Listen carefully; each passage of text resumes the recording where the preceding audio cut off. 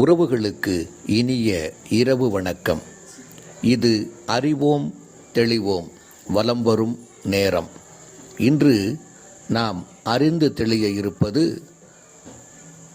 பக்தி என்று சொன்னால் நாம் அனைவரும் அசைபோடுகின்ற ஒரு சில ஊர்களில் இந்த ஊரும் ஒன்று. ஆம், மேல் மருவத்தூர். மருவத்தூர் என்றால் என்ன பொருள்? மருத மரங்கள் நிறைந்த பகுதி.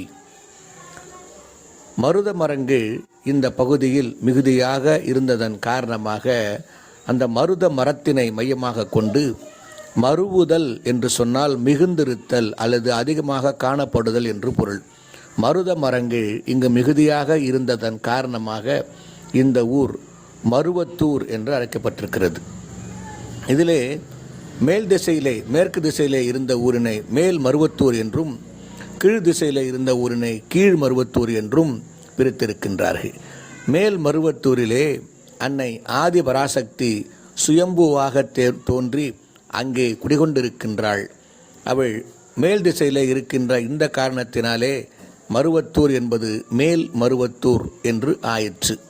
மேல் திசையிலே மேற்கு திசையிலே இருக்கின்ற மருத மரங்கள் மருவி அல்லது மிகுந்து காணப்படுகின்ற ஊர் என்று இதற்கு பொருள்.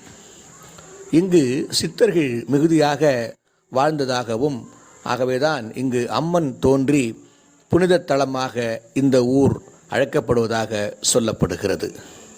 நன்றி உறவுகளே.